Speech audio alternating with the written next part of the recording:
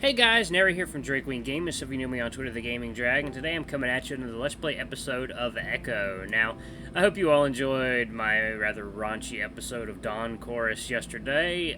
Judging by the hours watched and the views accumulated in such a short period of time, that video was an absolute smashing success. Wow, you guys have watched over like 40 hours of it in like less than a day. I am seriously impressed. But anyway, guys, let's get right into it. Let's see, where were we? Ah, yes, we're hanging out with Leo, TJ, and Kudzu. So let's see where that leads to, shall we? Boutique, let's just start. Kudzu looks around. Since there's so few of us, why don't we just play half field? Grab a few rocks to mark the goal. After that's done, we start playing, and for me, it's pretty much a disaster. TJ, of course, dominates all of us.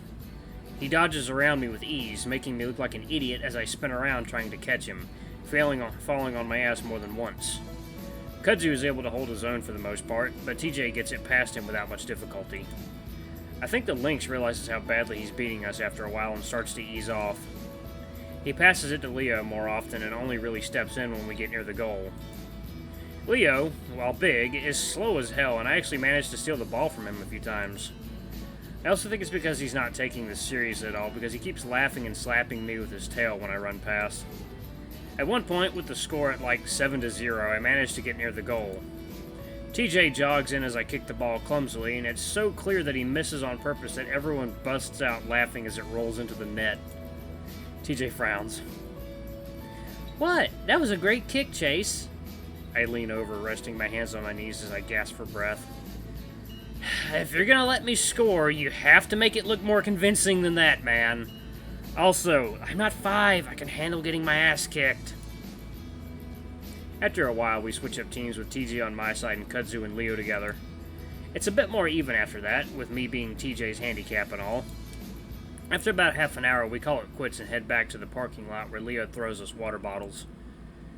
I wipe my face as I sit on one of the parking blocks. Even though it's early evening, the weather is still way too damn hot. Leo and TJ are already up again. TJ showing him some of the moves he had so viciously used on me. I'm glad to see that TJ is somewhat happy again. His ears are up and he's smiling as he runs circles around Leo. "Hey, how am I supposed to learn anything if you're just using them on me? Just trying to make me look dumb, huh?" Sorry. Alright, first thing you need to do." I noticed Kudzu standing a few feet away, watching along with me. "So, I guess you've known Leo since you moved into Echo?" Kudzu looks over at me before leaning back against Leo's van. "Yeah, he saw me moving in and insisted on helping, so that's how I met him." "Sounds like Leo." Kudzu takes a swig from his water bottle. "He's a good guy. Definitely. So you used to live here, right? In Peyton?" "Unfortunately, I guess Leo told you." "Yeah." I also remember Leo saying that some bad things happened in the city for the raccoon, so I wonder if I should press or not. "Hey, sorry if it seemed like I was making fun of your name a few days ago. It's a cool name, just different, you know?" Kudzu smirks. "No, I know it's weird. You just caught me at a bad time is all." I spread my legs out, sighing as my knees pop. "Ugh, I'm not built for running around." "Well, yeah, you're built for swimming." I raised my eyebrows at his bluntness. It's not really a speciesist thing to say, but most people don't often point out a species' aptitude. So I guess I wonder why you'd move to Echo. It's such a dump." Kudzu's silent for a while. In the meantime, we watch Leo fall on his ass after TJ kicks the ball between his legs. "People." "Huh?" "People are the reason why I left Peyton." "Oh." Peyton is technically a small city with just 70,000 people. Compared to Pueblo, that's nothing.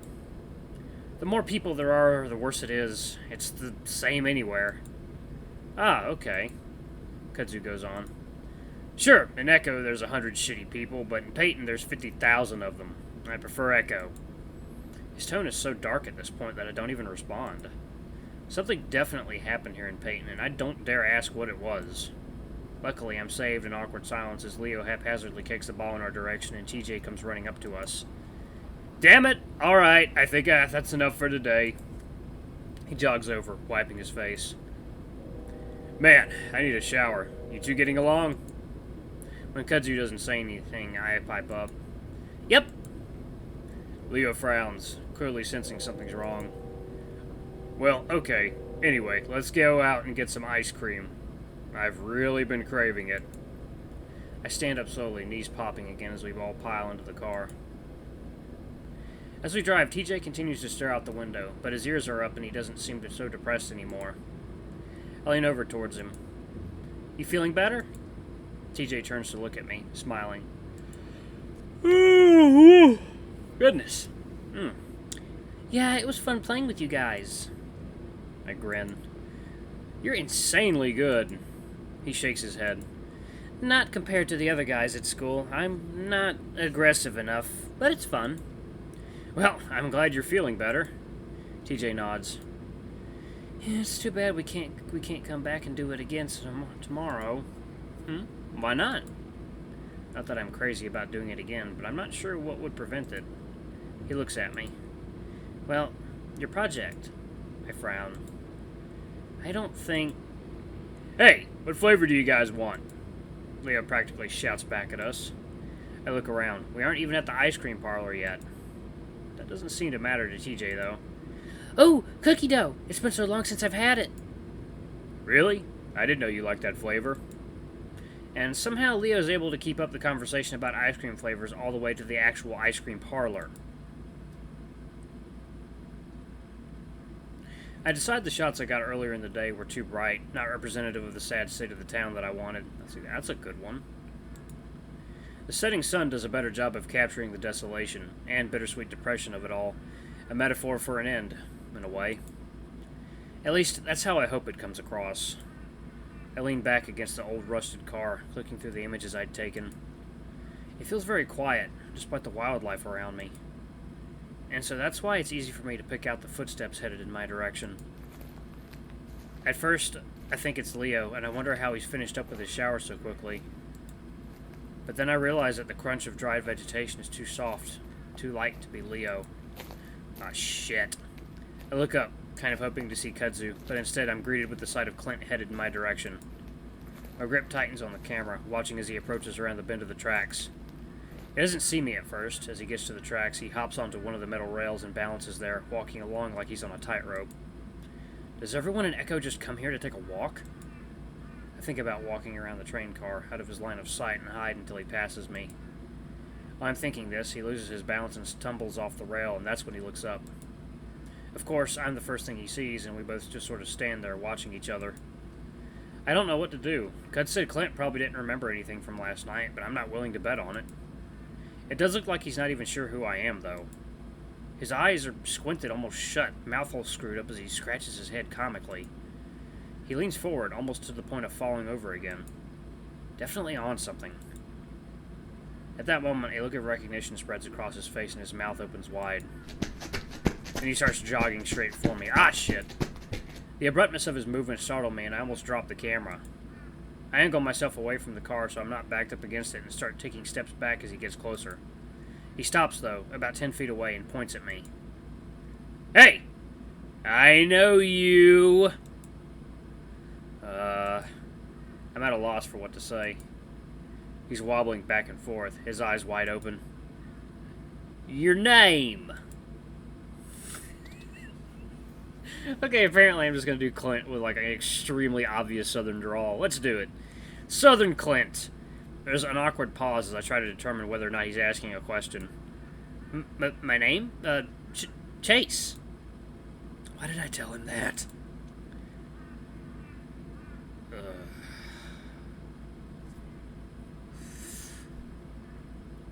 Yeah.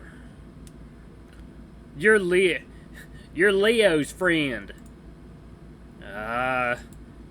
I'm distracted again because that's when I see the handle of a pistol just poking out of the front of the waistband of Clint's jeans. Clint glares. Fucking Leo, why do you hang out with that creep? I'm looking around, trying to decide the best way of escape just in case he loses it. I mean, he's always saying shit to me. Always saying shit about my dad. He had a perfect fucking life and rubs it in my goddamn face. I take a few innocuous steps back so that the end of the car is right next to me, in case I have to duck behind it. I don't think Leo's life was that easy. It was pretty bad back in his country. Fucking coming here to make my fucking life even worse. Couldn't go home and be happy. Couldn't go outside and be happy. I can't be happy anywhere. He sneers at me. And you fuck him, don't you? I just stare at him and don't say anything. I feel like anything I say could set him off, but he waits patiently, expecting an answer. Clint. Don't you? He shudders visibly, clenching his eyes shut. Fucking imagining you licking his fat ass is disgusting. I don't even fucking care that you're around, but with him... If I wasn't so afraid of the whole situation, I probably would have just laughed just then. I take another step back. Hey, I was actually just about to head out, you know? I'm doing this project. That's why I'm here. He glares at me. Me and Leo broke up a few years ago. We're just friends. You don't know what he's like. The things he did to me. It was way worse than what I ever did to you. But hey, I do need to head out. We can talk about this later. He sees me stepping around the car, and immediately his hand shoots to the handle of his gun. Hey! I freeze, watching his hand, preparing to throw myself to the ground if he pulled it out. At the same time, I'm praying that he'll shoot his dick off if he does. He glares at me. What the hell are you even doing out here anyway? With shaking hands, I point to the camera around my neck. I told you, I'm doing a project. I try to smile as I hold it up. Just about, Echo? What the fuck is there to say about it? His hand loosens on the pistol, and I manage to steady my voice enough to actually speak. Well, there's a history to it, you know? There's history to everything. I'm just trying to figure it out. Clint looks around, seeming to forget about his gun. Oh, like this railroad? Yeah, like this railroad. Clint's eyes are vacant as he stares at the ground, and I think about making a run for it again. Oh! I jump as he snaps his head up. My dad once told me that his dad knew a guy that got killed here back in, like, the 50s. Oh? Despite the fact that there's a crazy meth head in front of me with a gun, I still find myself becoming interested. Yeah, like, some guy was trying to hop on one. Like, way back then, that's how people would get around. And there goes my, you know, my alarm. Thank you guys so much for watching. This has been an interesting episode. Oof. Ooh, thank you. Ooh, God. Ooh, this can end badly. This can really end badly. I wonder what will happen here. God, oh God, I hope Leo doesn't show up. That'll just make this whole fucking thing worse.